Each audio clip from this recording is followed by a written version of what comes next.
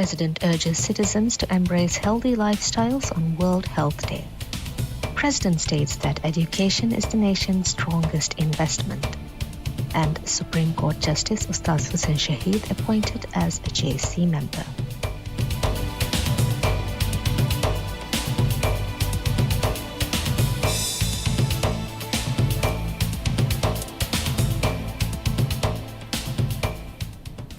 Bismillahirrahmanirrahim. Assalamu alaikum and welcome to MMTV News in English with me, Mariam Milza Masood.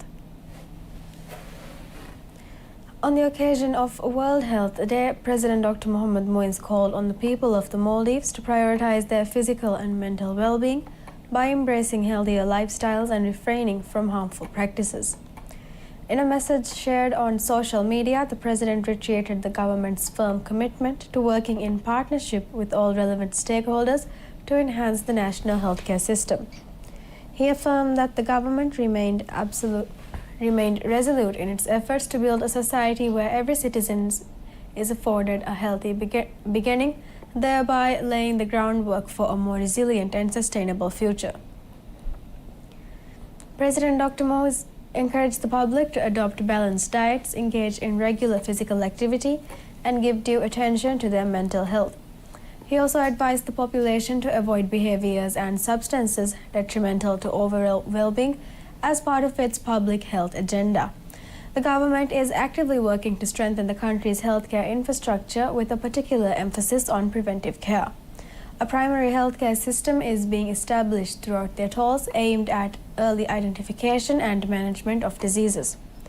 These efforts are further supported by health awareness programs designed to foster early detection and informed health practices within communities. Concurrently, the government has implemented a range of initiatives to improve the quality of medical care and expand healthcare services nationwide. Tertiary level services have been upgraded at both Dharmavanta Hospital and Hurumala Hospital, with additional beds being installed. Expansion works are also in progress at the Indira Gandhi Memorial Hospital IGMH, which is scheduled to receive further bed capacity.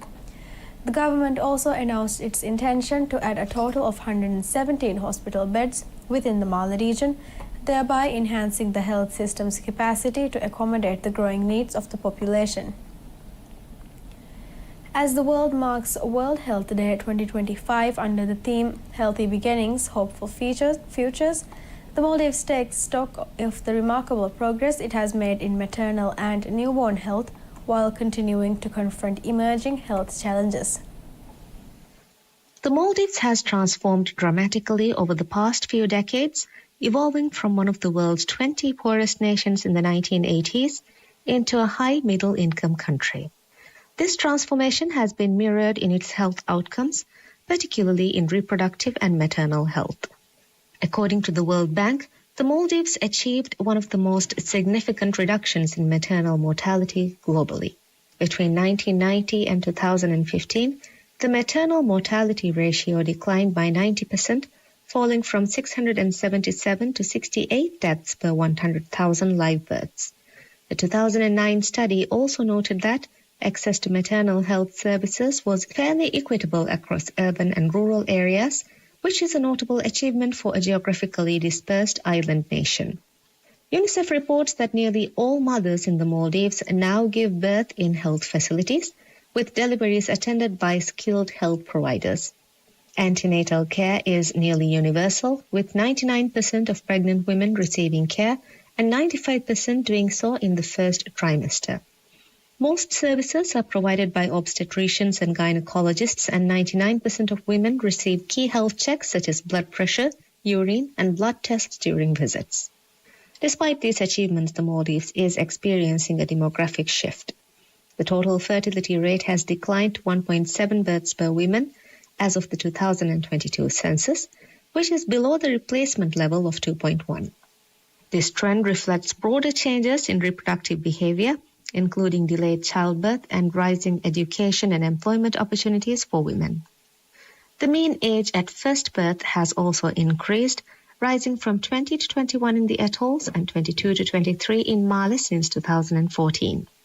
At the same time, new health risks are emerging.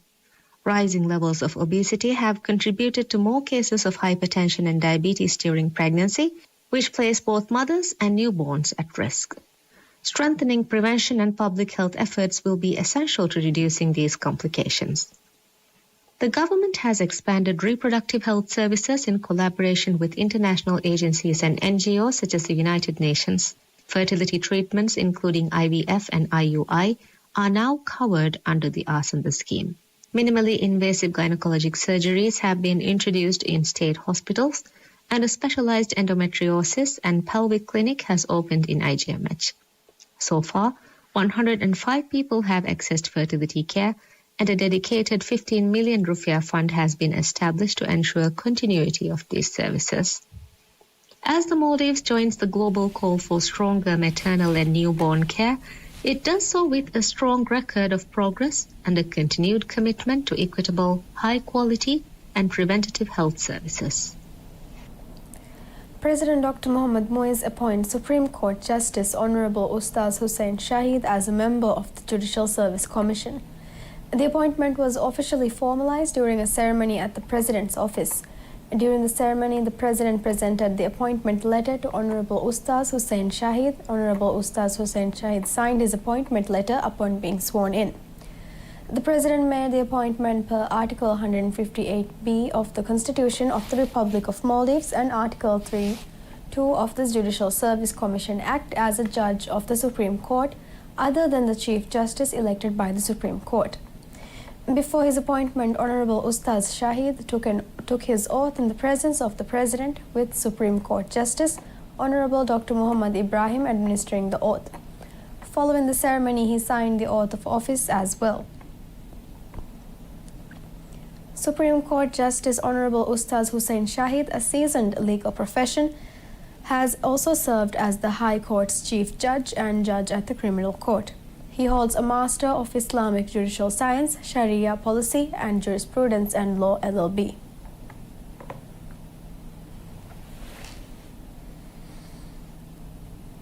We'll see you soon after a short break.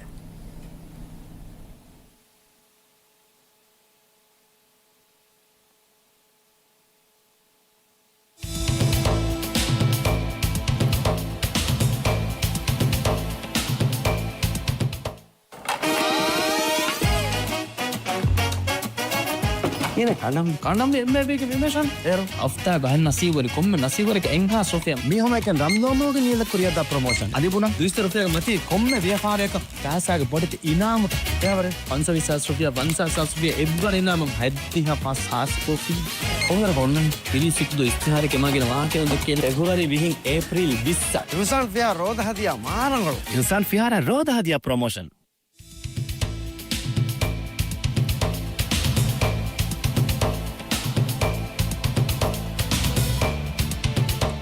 Welcome back.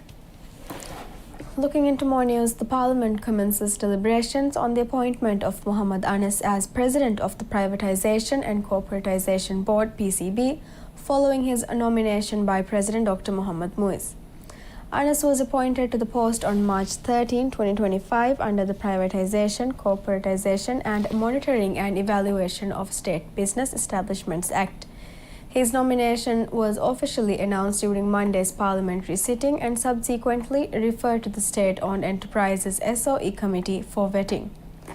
The appointment follows the dismissal of former PCB president who was removed from office on February 13, 2025.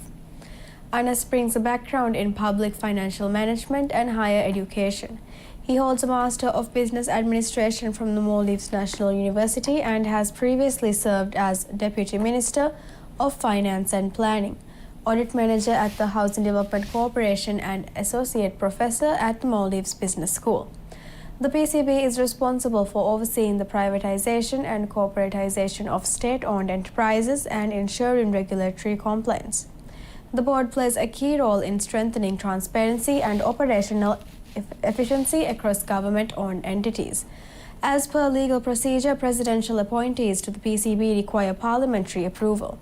The SOE committee is expected to present its findings before a final vote is held in Parliament. President Dr. Mohammad Muiz emphasizes that education is the nation's most valuable investment, calling it both a national priority and a religious obligation.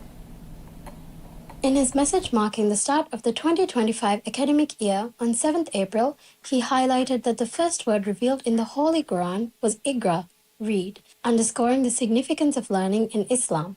The president reaffirmed his administration's commitment to building an inclusive, high-performing education system that ensures equal access for all children across the Maldives, pledging specifically that no child on any island will be left behind. He outlined ongoing government efforts to improve school infrastructure, strengthen teacher training, and expand opportunities for education professionals. He also stressed that education is the bedrock of national progress and called for collective responsibility, noting that successful education requires active participation from the entire community. Urging educators to perform their duties with sincerity, the president encouraged parents to support their children's academic and moral development and advised students to seize every opportunity to become responsible, well-rounded citizens. The president also shared a congratulatory message on his official X account, extending best wishes to all involved in the education sector for the year ahead.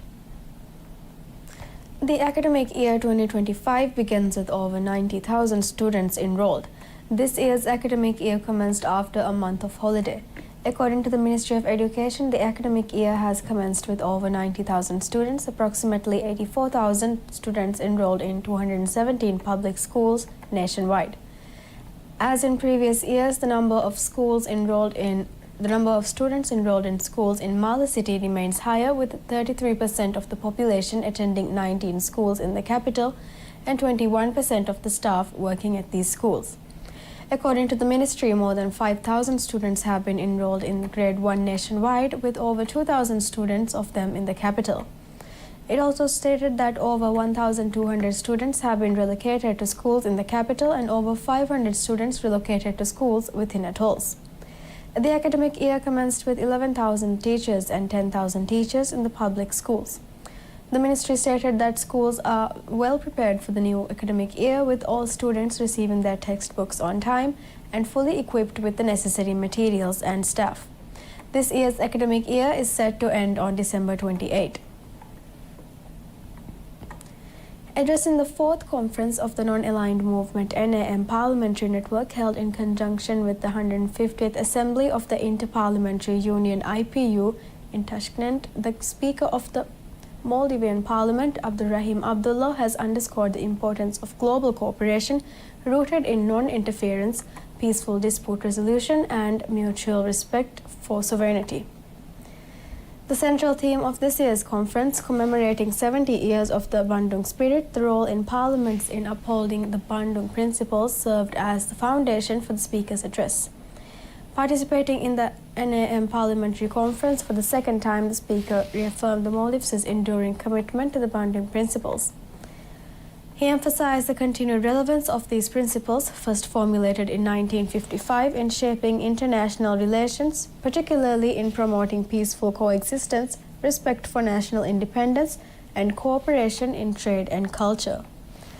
He observed that the world is currently confronting a number of unprecedented challenges, ranging from political instability to escalating global conflicts, all of which threaten international peace and development. Within this context, he stated that the Bandung Spirit remains a timely and necessary guide, underscoring the importance of diplomacy, mutual understanding, and constructive dialogue over discord and division. The speaker noted that legislators have a crucial responsibility in transforming these principles into tangible outcomes that benefit their respective populations. He reiterated that the Maldives continues to uphold these values, recognizing them as central to fostering lasting peace, justice, and multilateral cooperation.